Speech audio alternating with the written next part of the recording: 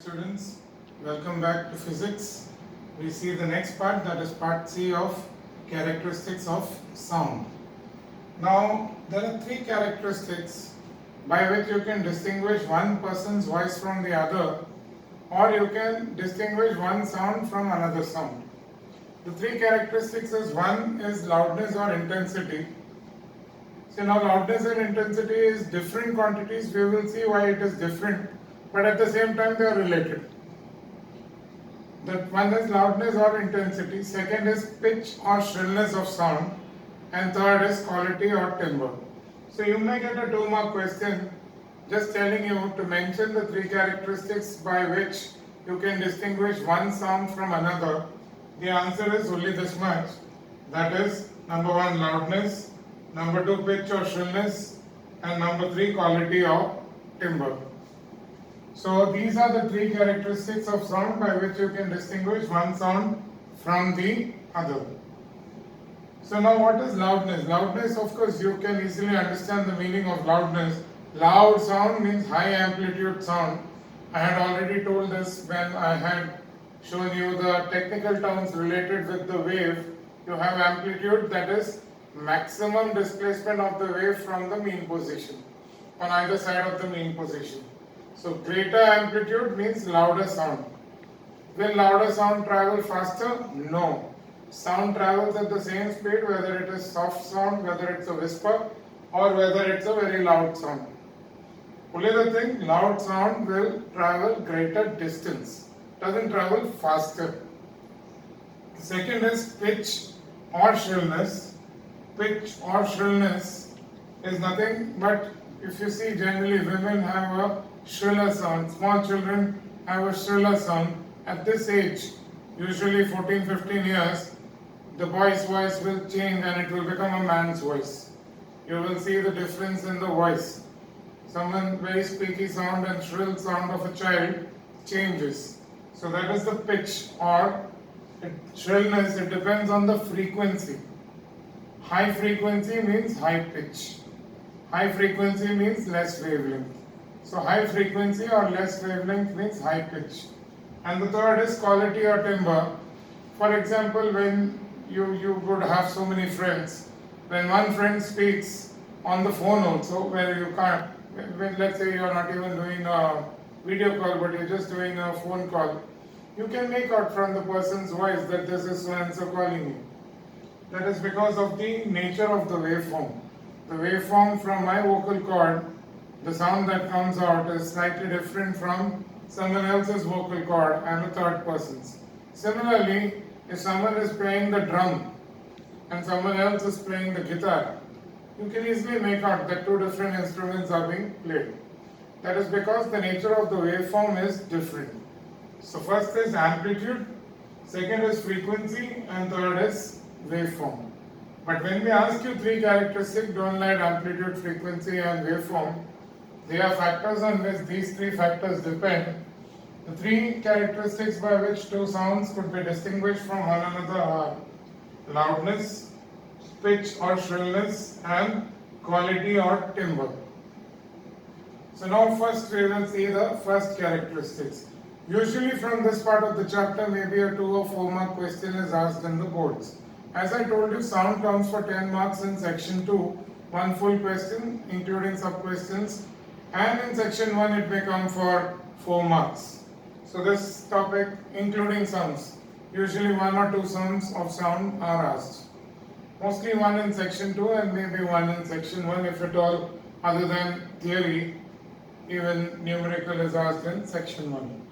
Generally 70 to 75% of your paper is theory in physics, not sums. Sums is only 25 to 30% of the paper. So now the first characteristic I have written here, loudness and intensity, both the things I wrote. Loudness depends on intensity, but both are different. See, now the loudness depends on the response of the human ear. For example, you may feel that a sound is very loud, but maybe your grandfather at home, he couldn't hear it because his hearing skills or his hearing capacity is highly reduced. So that's what is loudness. It depends on the response of the human ear. So that means it depends on the listener. So it is called a subjective quantity. Subjective quantity means it varies from person to person. It depends on the subject. And intensity is an objective quantity, that is, it does not vary from person to person. Intensity is actually what? It's the amount of sound energy passing per second normally at a point through unit area. So energy per second is power. Energy per second is power, and per unit area means power upon area. So it is watt upon meter squared. That is the unit of intensity, watt, W-A-T-T upon meter squared. Energy per second is power. So power upon unit area, that is watt upon meter squared, that is the SI unit. Now loudness is generally measured in the unit known as PHON, phon, PHON. And when you have this public meetings and all that, there are sound activists who go there with sound meters to measure the sound level at a place. That sound level at a place is measured in decibel. Deci stands for 10 raised to minus 1. You've learned prefixes, and Bell is the name of the scientist. So Bell is given a capital B, and deci it is just a prefix, so it is small d. Like you learned last year, centimeter. Centi is 10 raised to minus 2. Deci is 10 raised to minus 1 or 1 by 10. 1 by 10 Bell. So sound level at a place is measured in decibel. But if they ask you what is the unit of loudness, it is not decibel. It is phon. P-H-O-N. So the definition and the comparison of loudness and intensity of sound is given here. Loudness definition. Loudness is the characteristic by virtue of which a loud sound can be distinguished from a faint one, both having the same pitch and quantity. So obviously when you compare a loud sound and a less loud sound, the remaining two quantities are assumed to be same. So let's say I am speaking. Suddenly I am speaking at a very high amplitude of waveform, that is a very loud sound. But next when I speak, the pitch would be the same, the waveform would be the same. But if I tone down, that is if I speak less loudly, then it is called a faint sound. So loudness is the characteristic by virtue of which a loud sound can be distinguished from a faint one, both having the same pitch and quantity. Definitions, very important. From this part of the chapter, definitions are also asked. Maybe definition of pitch or shrillness, maybe definition of loudness, or maybe definition of quantity or quality or timbre. So now intensity I just told you, but when you write the definition, you have to write precise definition including certain terms. The intensity of a sound wave at a point. So you have to write the word at a point of the medium is the amount of sound energy passing per second. Sound energy per second is watt, that is power. Normally through unit area at that point. Normally means when you consider anything, you are considering perpendicular to the surface. So amount of sound energy traveling at a point of the medium per normally. So that means the sound energy is considered normal to the surface. The intensity of sound wave at a point of the medium is the amount of sound energy passing per second normally. Energy passing per second is watt. Normally through unit area is meter squared. That's why I wrote energy per second upon unit area. But you have to write the word normally and at a point. So now second point, you will say that loudness, it is a subjective quantity. Subjective means it depends on the listener. That is, it depends on the response of the human ear. Whereas intensity is an objective quantity. Someone makes some sound, the amount of energy passing per unit area per time per meter squared that is going to remain constant whether the person can hear or not. So this is an objective quantity, it does not vary from listener to another listener. Now the unit of loudness is phon, very important. It has been asked and people write decibel, that is wrong. Unit of loudness when it is asked, it is PHON phon with a small p. Whereas sound level at a place is measured in decibel. Decibel, small d, capital B. It is named after Graham Bell. So Bell and deci. Deci stands for 10 raised to minus 1. Whereas intensity, SI unit of intensity is energy per second watt and unit area meter squared. So watt capital W upon meter squared. So when you learn that distinction between most of the things of loudness and intensity, you have already come across now. Yes, so here now, first of all, we are seeing a waveform. On the x-axis you have time period and on the y-axis you have displacement. So you will call it as a displacement time wave. Y is always written first, displacement versus time wave. Actually, two different waves are shown. Wave x shown in black and wave y which is shown in blue. Wave x is the one which has greater amplitude. Wave y has lesser amplitude. So from this you can see that the one which is having greater amplitude, that is wave x, is louder. But when we compare loudness, we also see that the frequency and waveform is same. Here you can see that the shape of the waveform is same for both wave x and wave y. So we say that because the shape is same, we say that they have same quality or timbre. Quality or timbre depends on the shape of the waveform.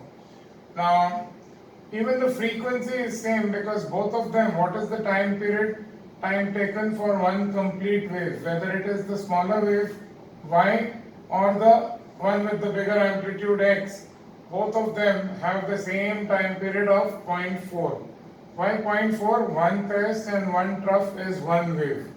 So one crest and one trough constitute one wave, and one wave has taken 0.4 seconds to happen completely.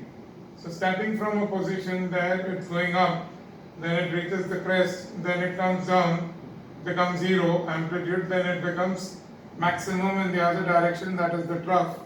So this is one wave.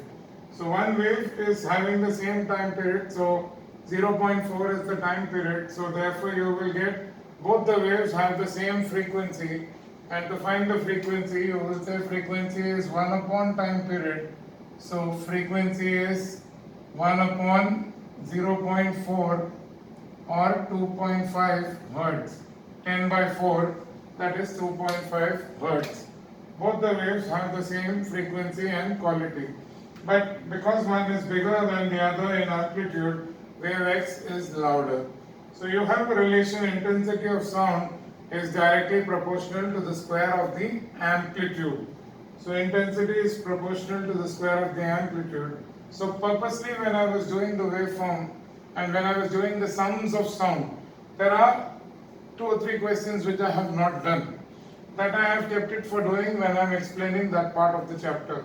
So one such question is classwork question 2 on page 241.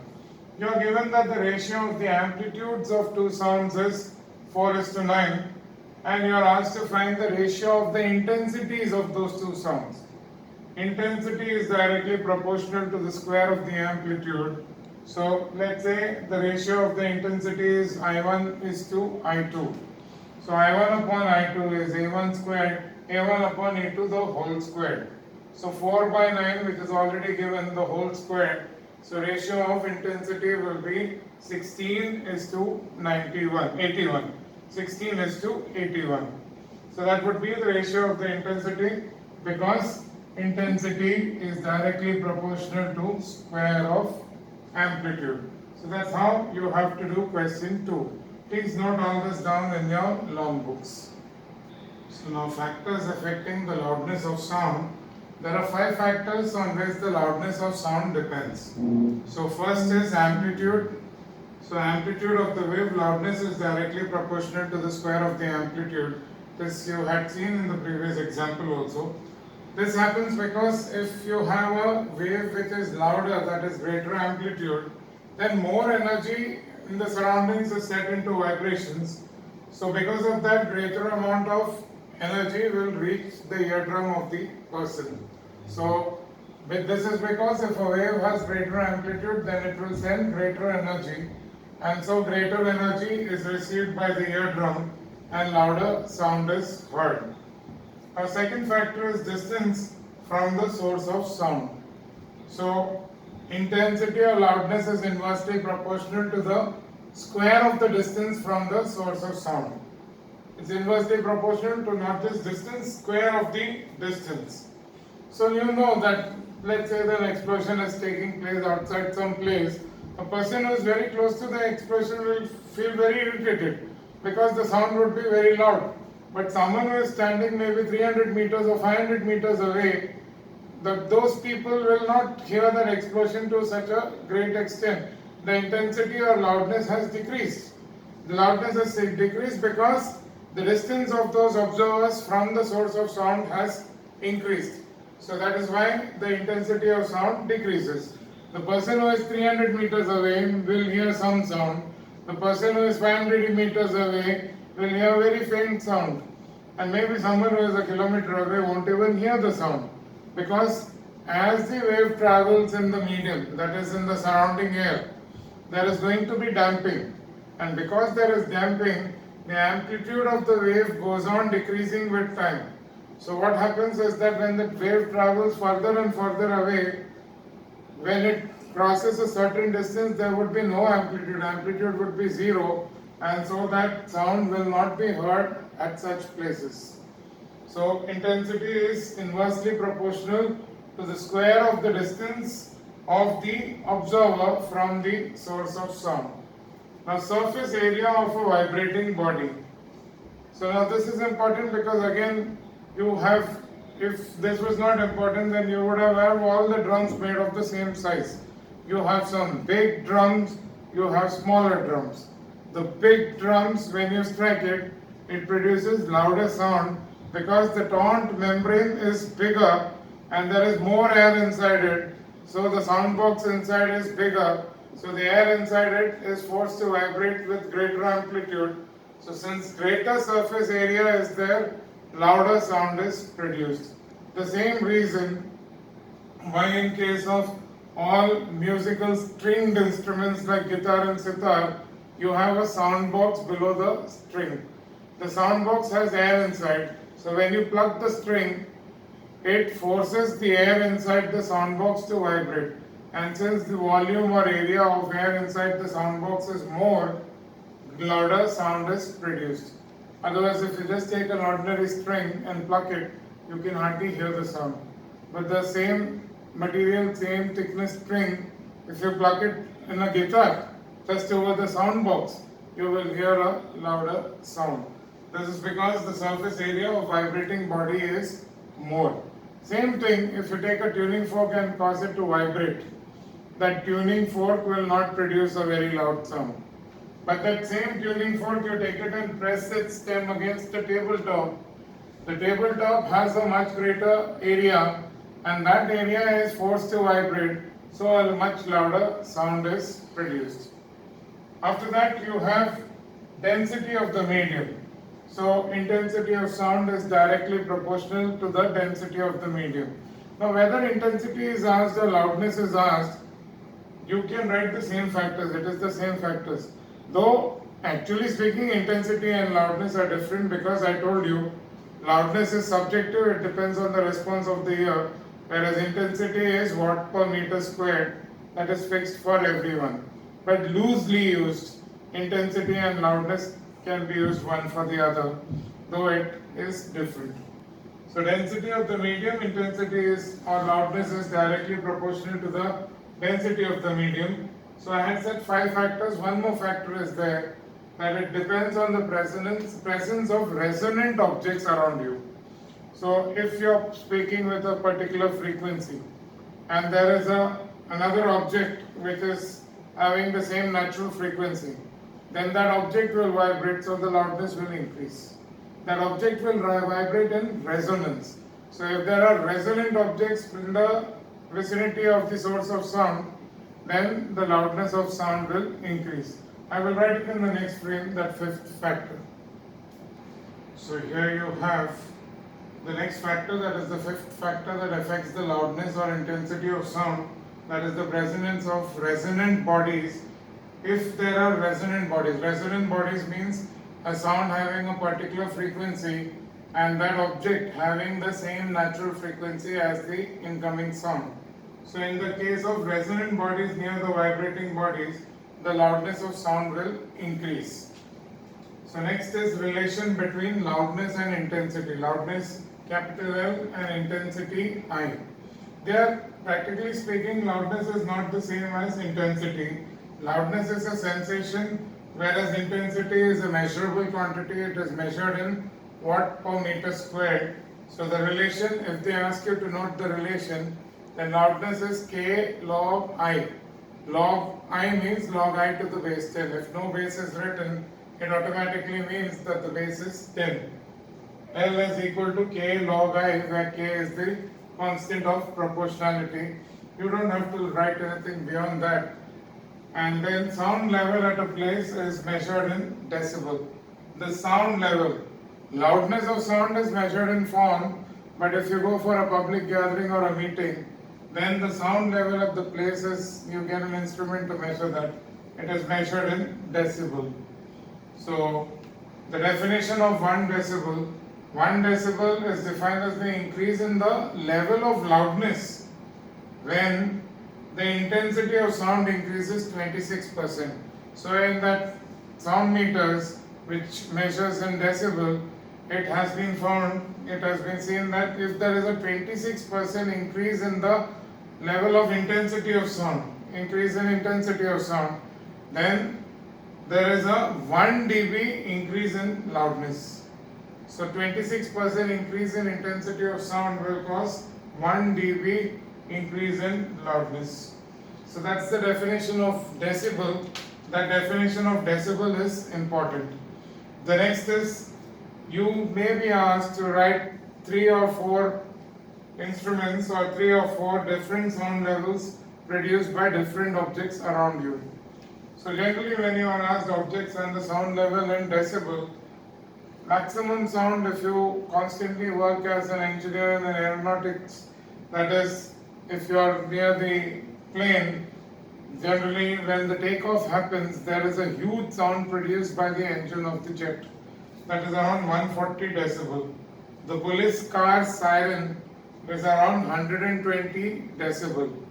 Even people who drill the ground, the drilling machines which are used to drill the ground, that also produces around 110 to 120 decibel. Very loud sound. Motorcycle or car generally produces around 80 dB. Usually motorcycle produces more because the car at least has a cover on the engine. The motorcycle produces a greater amount of sound, especially if you have that Bullet 350cc engines. Normal conversation, you may be amazed, even that is 50 dB. 50 decibel is normally when people are speaking at a place. Now what is meant by pin drop silence means 0 dB, that is the lower limit or minimum audible sound. That is the minimum audible sound, it is 0 dB. So if there is absolutely no sound, that means if there is no AC working in the room, no fan, nothing, perfect silence, then you can say that if you drop a pin, even that sound of the pin striking the floor will be heard. That is what is meant by pin drop silence, 0 dB. That is the minimum audible sound. Now the safe limit for hearing sound is between 0 dB to 80 dB. That is the safe limit of hearing sound. Above 80 dB sound is harmful. So it causes palpitations in some people, it causes high blood pressure, hypertension, it may irritate you. There are so many things that it can do. And continuous hearing of sound above 120 dB will damage your eardrum. So that's why when you when you use the headphones and earphones, when you increase the volume too much, a warning comes that continuous hearing of loud sound can cause damage to the eardrum. So safe limit of hearing is 0 dB to 80 dB. See, now that is different from limit of audibility. Now when you say limit of audibility of sound, that refers to the frequency range which human ear can listen. Limit of audibility is 20 Hertz to 20,000 Hertz. That is known as sonic range. Whereas below 20 Hertz was infrasonic and above 20,000 Hertz is ultrasonic sound. So that is different, that is denoted as limit of audibility, whereas this is safe sound limit for the human ear, 0 dB to 80 dB. Now of course there are board questions that we will come across at the end of the chapter. So those board questions will again cover most of these things, and those board questions I will be doing with you in a Zoom lecture next week. So there is little more left in this chapter, we will continue with that. So note, this is an important point which I just told. The limit of hearing is 0 dB to 80 dB, and it is also called safe limit of hearing. No damage to the ear. Though of course closer to 80 dB consistently if you hear, again it will be little irritating, especially with age.